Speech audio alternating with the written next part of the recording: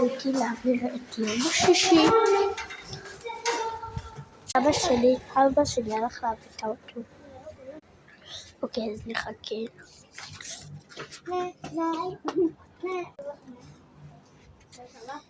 עלה לי. אני לא מציימת אותך, אני מציימת אותך. אני שומרת שבת על זה. אתה לא מאמין, קשה לי לחיות, למות ולמה תמיד שקט? לו רק יכולת לחזור ממקום אחר, את הכל הייתי נותנת, לא הייתי מוותרת, אפילו